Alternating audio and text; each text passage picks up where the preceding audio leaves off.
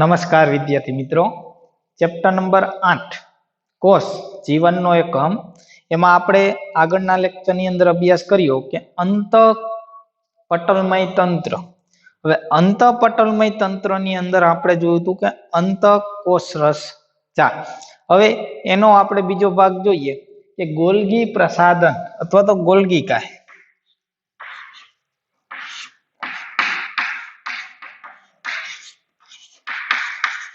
Golgi કાય અથવા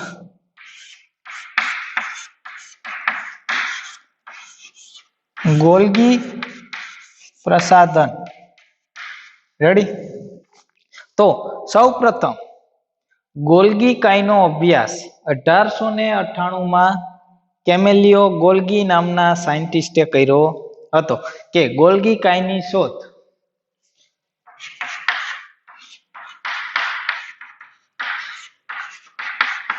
Golgi કાયની શોધ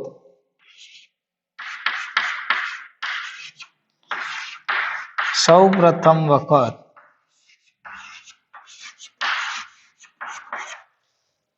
કયા વૈજ્ઞાનિકે? તો કે કેમિલો ગોલ્ગી. કેમિલો ગોલ્ગી નામના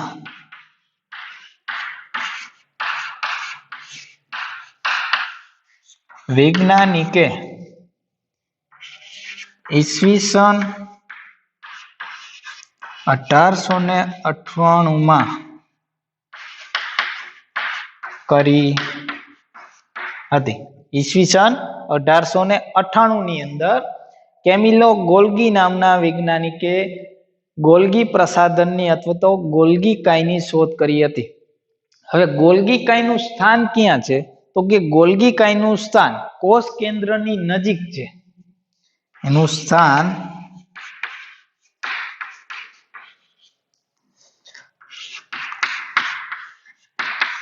કોષમાં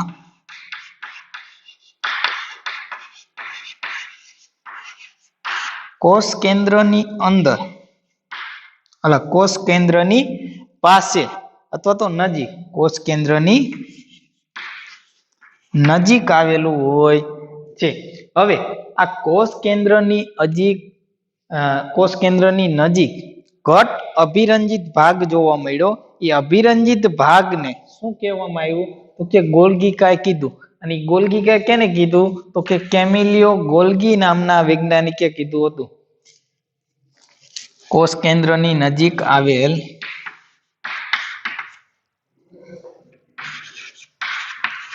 ઘટ અભિરંજિત ભાગ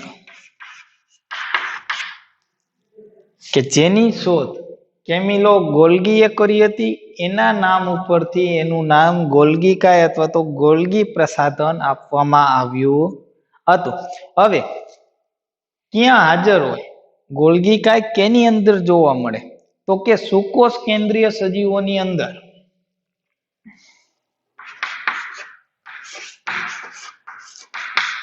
સુકોષ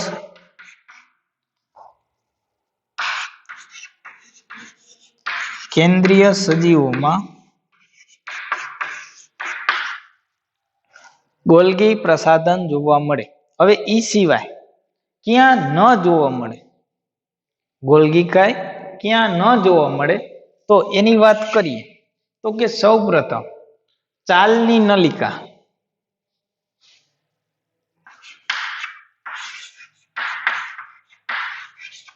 ચાલની નલિકા. રેડી? ત્યાર પછી પુખ્ત આરબીસી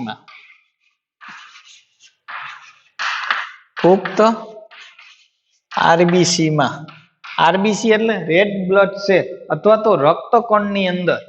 હવે એ રક્તકણો કેના? તો કે સસ્તનોના. આરબીસી માં, પરંતુ કેના? તો કે સસ્તનોના. રેડી? ત્યાર પછી દ્વિઅંગી અને ત્રિઅંગી વનસ્પતિમાં દ્વિઅંગી અને ત્રિઅંગી વનસ્પતિ.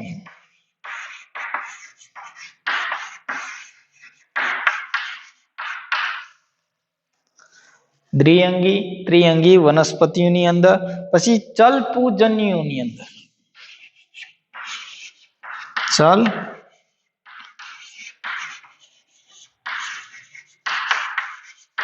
ચલ પૂજન્યો એટલે કે વનસ્પતિની અંદર કે એના જે ચલિત પૂજન્યો હોય છે એટલે કે જન્યુ, ચલ એટલે કે જે હલન ચલન કરી શકે એવા, અને જન્યુ એટલે કે એના જન્યુ કે જે કોઈ પણ એક જન્યુમાંથી બીજા, જેમ મનુષ્યની અંદર આપણે વાત કરીએ જન્યુ, તો કે નરની અંદર જે શુક્રકોષ હોય અને માદાની અંદર અંડકોષ હોય તો એને આપણે જન્યુઓ કહીએ. તો એવી જ રીતે વનસ્પતિની અંદર પૂજન્યો કહેવામાં આવે છે.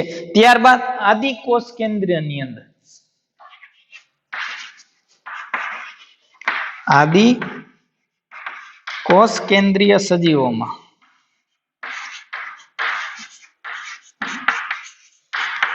ગોલ્ગી પ્રસાધન જોવા મળતું નથી. રેડી. હવે વનસ્પતિઓમાં જે ગોલ્ગી પ્રસાધન હોય એને ડિક્ટિયોઝોમ કહેવામાં આવે છે. વનસ્પતિની અંદર વનસ્પતિઓમાં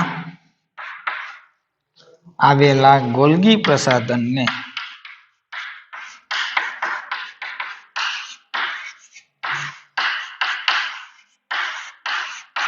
શું કહેવામાં આવે?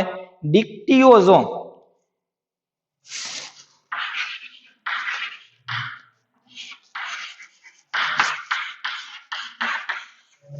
ડિક્ટિયોઝોમ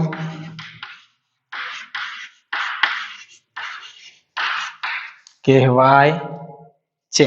રેડી. હવે એનો આકારની વાત કરીએ, ગોલ્ગી પ્રસાધનના આકારની વાત કરીએ તો તેનો વ્યાસ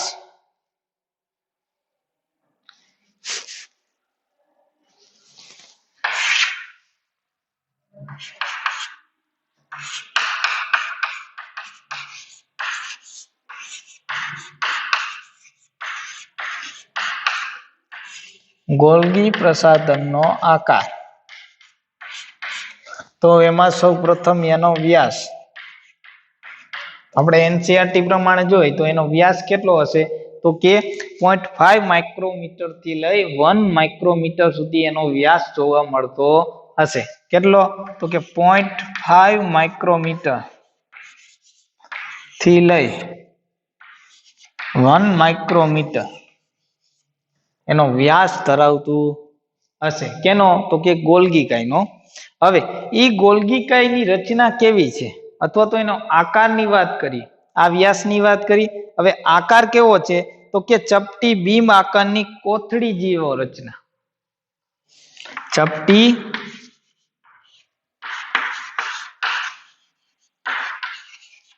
બીમ આકારની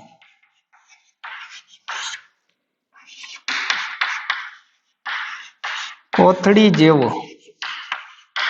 આપણે આના આગળના લેક્ચરની અંદર વાત કરી હતી તો કે અંતઃકોષરસ ચાર્ટ, અંતઃકોષરસ ચાર્ટ સમજાવતો હતો ત્યારે આપણે જ સમજ્યા કે ગોલ્ગી પ્રસાધનનો આકાર કેવો હોય.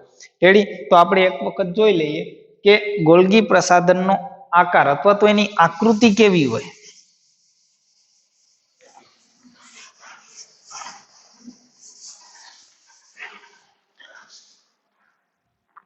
માની લ્યો કે આ આપણું કોષ કેન્દ્ર. શું છે? કોષ કેન્દ્ર. કોષની અંદરની વાત કરીએ તો એનું આપણું કોષ કેન્દ્ર. હવે કોષ કેન્દ્રની અંદર ચપટી બીમ આકારની રચના હોય.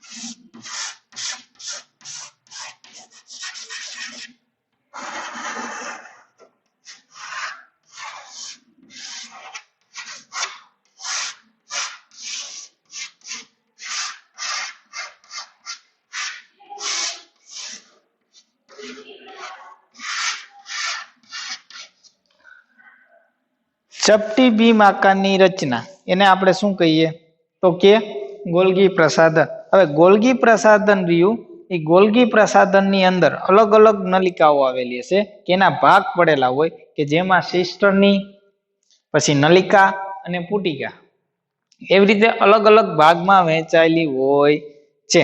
હવે ગોલ્ગી નલિકા એકબીજા સાથે સમાંતરે શું આ સમાંતરે થપ્પી થઈ અને શેની રચના કરતી હશે તો કે ગોલ્ગી સંકુલની રચના કરતું હશે। આ કેવી છે તો કે સમાંતર ગોઠવણી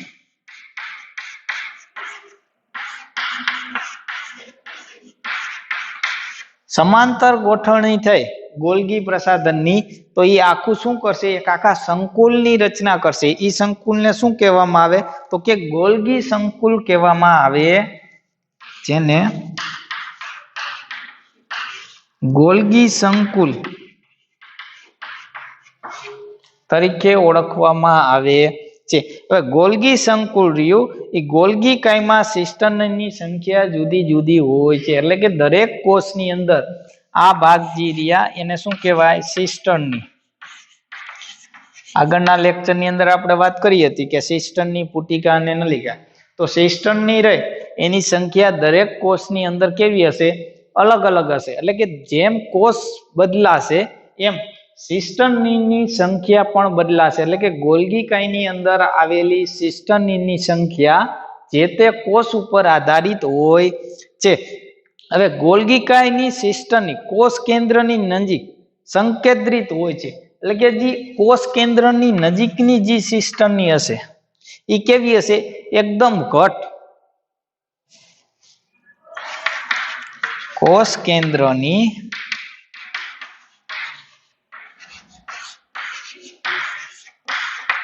નજીકની સિસ્ટર્ની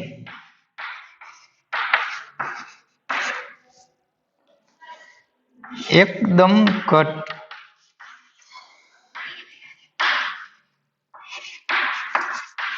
સંકેન્દ્રિત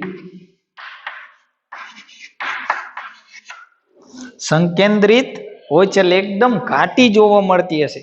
જેમ જેમ આપણે કોષ કેન્દ્રની દૂર જતા જશું એમ ગોલ્ગી કાયની અંદર જે સિસ્ટર્ની આવેલી હશે એ સિસ્ટર્નીનો કલર કેવો થતો જશે તો કે ઘટમાંથી આછા રંગનો થતો જશે। રેડી। હવે જે ઉપરની હશે આ ઉપરની હોય એ સિસ્ટર્ની કેવી હશે તો કે એકદમ પરિપક્વ અને નિર્માણકારી સપાટી એટલે કે બહિર્ગોળ લેન્સ જેવી એની આકૃતિ હશે। રેડી। અને જેમ જેમ આમ જતા જશું એમ એ કેવી થતી જશે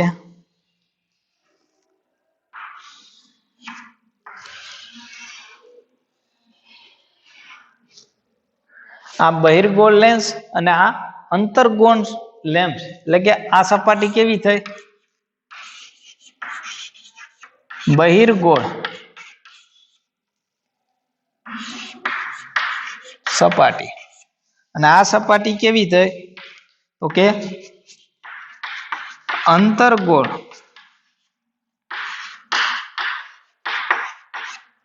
સપાટી જેવી થશે। રેડી। બહિર્ગોળ સપાટી અને અંતર્ગોળ સપાટી એટલા માટે અંગિકાઓને શું કહેવામાં આવે આ ભાગને શીર્ષ ભાગ કહેવામાં આવે અને આ ભાગને ટ્રાંસ ભાગ કહેવામાં આવે એટલે કે શીર્ષ ભાગમાંથી કોઈ પણ દ્રવ્ય શું થશે વહન થઈ અને ટ્રાંસ ભાગમાંથી અહીંયા કોઈ દ્રવ્ય રહ્યું એ દ્રવ્ય શું થશે તો કે શીર્ષ ભાગમાંથી ટ્રાન્સફર થશે એટલે કે વહન પામી નલિકા દ્વારા વહન પામી અને ક્યાં જશે તો કે ટ્રાંસ ભાગમાંથી બહાર નીકળશે। એટલે કે કોઈ પણ દ્રવ્યનું વહન ગોલ્ગી કાયની અંદર શીર્ષથી ટ્રાંસ તરફનું થતું હશે।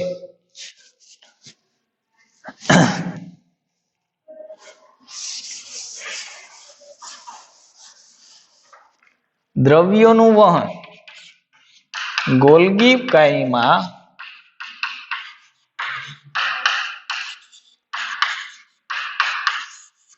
દ્રવ્યોનું વહન કઈ બાજુથી તો કે શીર્ષ ભાગથી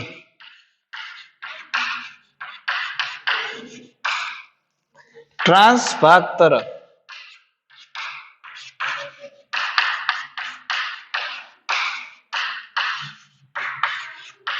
થતું હશે. રેડી? હવે જે સિસ્ટમની રહી એના કેટલા સ્તરો આવેલા છે? તો કે આપણે ગોલ્ગી કાયના ભાગ પાડીએ તો મુખ્યત્વે 3 ભાગ પડે, કે એક તો સિસ્ટમની, પુટિકા અને નલિકા, કે 3 ભાગમાં વિભાજિત થાય. એ 3 ભાગ ક્યાં? તો પેલો સિસ્ટમની. સિસ્ટમની આપણે વાત કરીએ તો સિસ્ટમની શું છે? તો કે એક તો કોથળી જેવી રચના,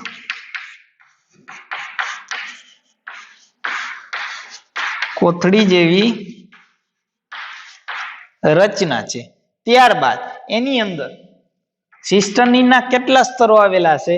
તો કે મિનિમમ 4 થી 8 સ્તરો જે તે કોષની અંદર આવેલા હશે. એટલે કે 4 થી 8 સ્તરો હોય છે. અલગ અલગ કોષની અંદર આ સ્તરોની સંખ્યામાં ફેરફાર જોવા મળતો હશે. અને ઈ કેના જેવી દેખાય છે? તો કે SER જેવી દેખાય છે. SER એટલે કે સ્મૂથ એન્ડોપ્લાઝમિક રેટિક્યુલમ. સ્મૂથ એટલે કે લીસી અંતઃકોષરસ ઝાડ જેવી દેખાય. રેડી? ત્યારબાદ નલિકા.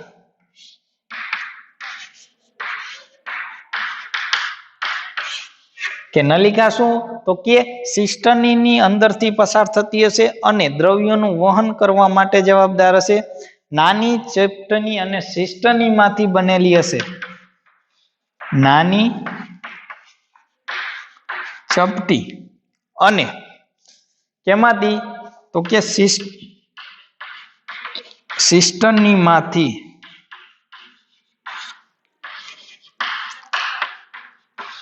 બનેલી હશે. એટલે કે સિસ્ટમમાંથી જ નલિકાનું નિર્માણ થતું હશે. હવે પુટિકા.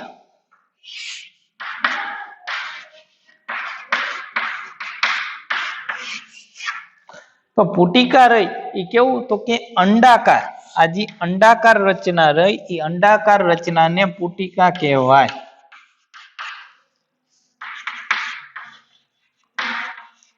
અંડાકાર રચના. અને કેનો ભાગ છે? તો કે સિસ્ટમના છેડે આવેલી હોય. સિસ્ટમના છેડે આવેલી હોય.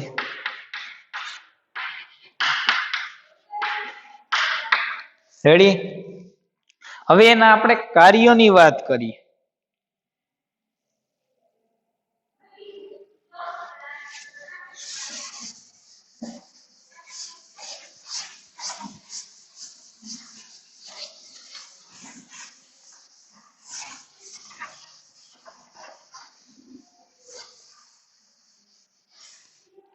કે ગોલ્ગી પ્રસાધનનું કાર્ય કોષની અંદર શું હોય?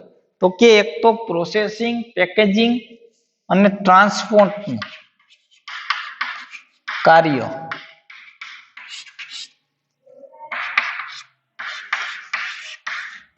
પ્રોસેસિંગ, પેકેજિંગ અને ટ્રાન્સપોર્ટ નું કાર્ય કરવા માટે. એટલે કે કોઈ પણ પદાર્થનું પ્રોસેસિંગ એટલે કે પદાર્થને પ્રોસેસ કરવાનું, એના ઉપર રિએક્શન કરવાનું કાર્ય, એને પેક કરવાનું કાર્ય અને ટ્રાન્સપોર્ટ કોઈ પણ દ્રવ્યોને એક જગ્યાએથી બીજી જગ્યાએ કોષ કેન્દ્રમાંથી જે દ્રવ્યો બન્યા હશે એ કોષ કેન્દ્રના દ્રવ્યોને કોષની અંદર ટ્રાન્સપોર્ટ કરવા માટે, વહન કરવા માટે પણ ગોલ્ગી કાયનો ઉપયોગ થાય છે. ત્યારબાદ આરઈઆર દ્વારા બનેલ પ્રોટીનનું રૂપાંતરણ કરવા માટે, આરઈઆર એટલે કે રફ એન્ડોપ્લાઝમિક રેટિક્યુલમ એટલે કે ખરબચડી અંતઃકોષરસ ઝાડ માંથી જે પ્રોટીન બનેલું હશે એ પ્રોટીનનું રૂપાંતરણ કરવા માટે માંથી બનેલા પ્રોટીનનું રૂપાંતરણ કરવા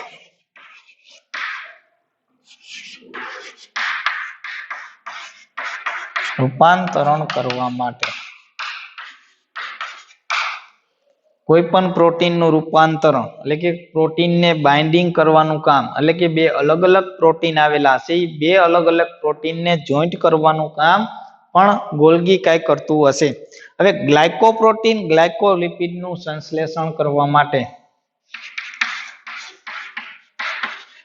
ગ્લાયકોલિપિડ અને ગ્લાયકોપ્રોટીન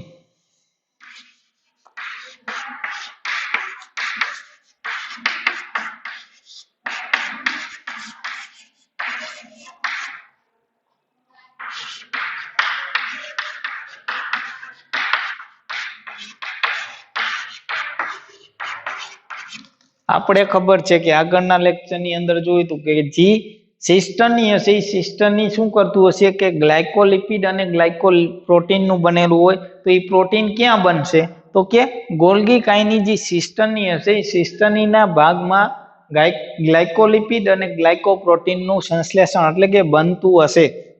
ત્યારબાદ સાયટોકાઇનેસિસ દરમિયાન કોષરસ પટલનું નિર્માણ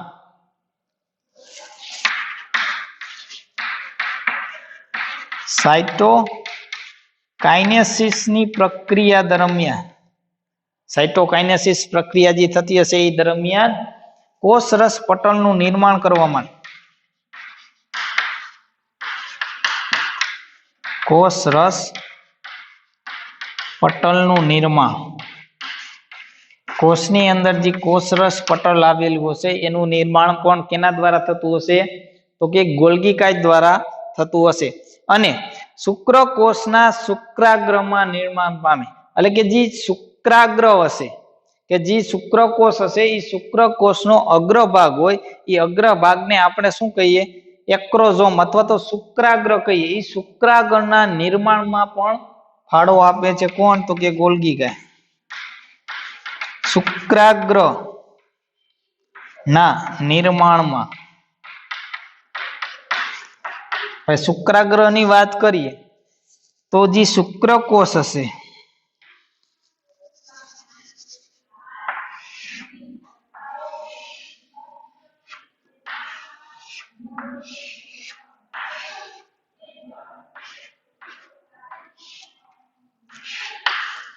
તો આ ઉપરનો ટોચનો ભાગ હશે એને આપણે શું કહીએ શુક્રાગ્ર.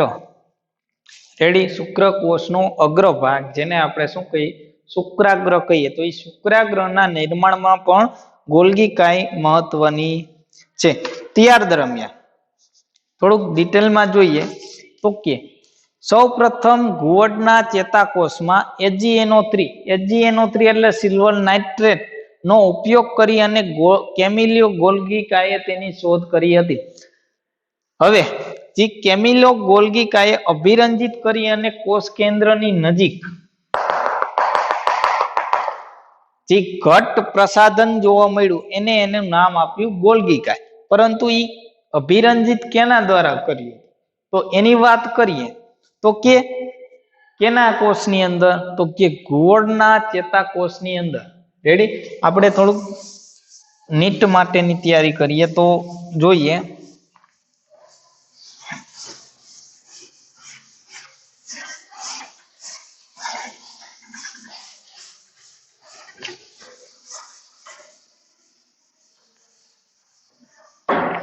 જે કેમિલો ગોલ્ગી વૈજ્ઞાનિક હતા એને જે સૌપ્રથમ ગોલ્ગી કાયની શોધ કરી હતી એ ગોલ્ગી કાયની શોધ કરવા માટે એને કયા અભિરંજકનો ઉપયોગ કર્યો તો કે AgNO3 સિલ્વર નાઇટ્રેટનો ઉપયોગ કરી કેની અંદર તો કે ઘુવડના ચેતાકોષમાં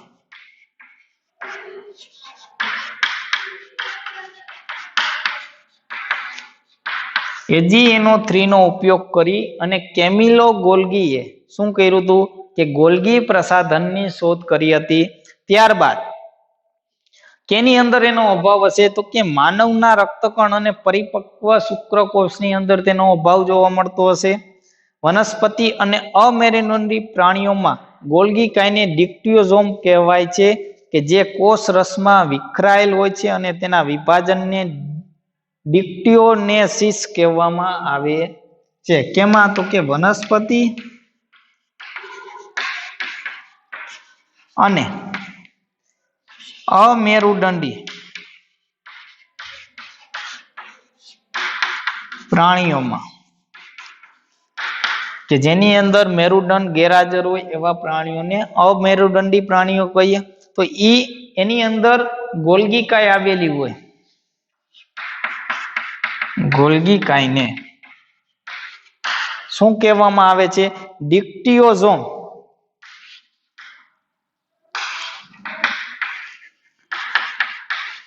ડિક્ટિયોઝોમ કહેવાય અને તે કોષમાં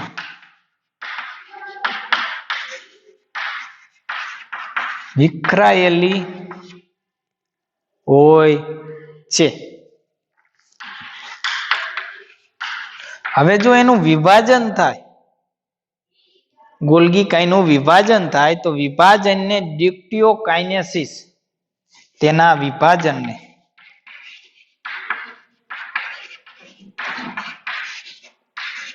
ડિક્ટિયોકાઇનેસિસ કહેવાય છે. રેડી? ત્યારબાદ ગોલ્ગી કાયની ઉત્પત્તિ કે બ્રેકસ બોડી તરીકે પણ ઓળખાય છે, તેને બ્રેકસ બોડી પણ કહેવાય છે. ત્યારબાદ હવે આપણે નવી રચના જોઈએ કે લાઇસોઝોમ્સ અથવા તો રસધાની વેક્યુલ્સ જોઈએ. એ આપણે આગળના લેક્ચરની અંદર અભ્યાસ કરીશું. આજે આપણે શું જોયું તો કે ગોલ્ગી કાય, ગોલ્ગી પ્રસાધન શોધ કેને કરી હતી? તો કે કેમિલિયો ગોલ્ગી નામના વૈજ્ઞાનિકે AgNO3 નો ઉપયોગ કરી ઘુવડના ચેતાકોષનો ઉપયોગ કર્યો હતો, કે ઘુવડના ચેતાકોષની અંદર AgNO3 અભિરંજક દ્વારા કેમિલો ગોલ્ગી નામના વૈજ્ઞાનિકે 1898 ની અંદર ગોલ્ગી કાયની શોધ કરી હતી અથવા તો ગોલ્ગી પ્રસાધનની શોધ કરી હતી. એનું સ્થાન ક્યાં છે? તો કે કોષ કેન્દ્રની એકદમ નજીક જે ઘટ સંકેન્દ્રિત ભાગ આવેલો હશે તેને ગોલ્ગી પ્રસાધન કહેવામાં આવે. એ કેવા આકારનું? તો કે ચપટી બીમ આકારની રચના છે. ત્યારબાદ એના 3 ભાગ પડે કે સિસ્ટમની પુટિકા અને નલિકા. સિસ્ટમની રહી એ ઉપરથી નીચે તરફ કેવી થતી જશે? તો કે આછી થતી જશે, એટલે કે કોષ કેન્દ્રની નજીક એ એકદમ ઘટ્ટ સંકેન્દ્રિત ભાગ હશે. જ્યારે જેમ જેમ નીચે જતા જશું તેમ તેમ શું થતું જશે? તો કે એનું સંકેન્દ્રિત કેવું થતું હશે? આછું થતું જશે. હવે ઉપરનો જે ભાગ હશે ગોલ્ગી કાયનો એ કેવું હશે? શીશ હશે. એટલે કે જોઈએ, માની લો આ પુટિકા, ત્યારબાદ સિસ્ટમની. રેડી? તો આ બહિર્ગોળ સપાટી, બહિર્ગોળ સપાટી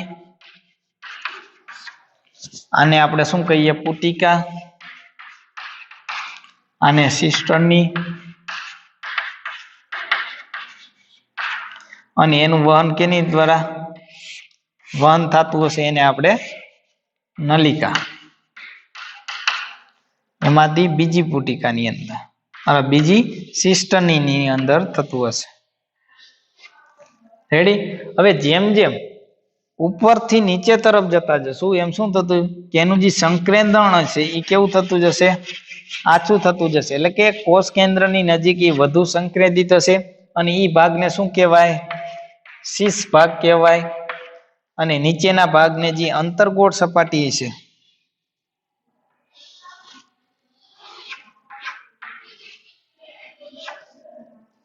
તો આ અંતર્ગોળ સપાટી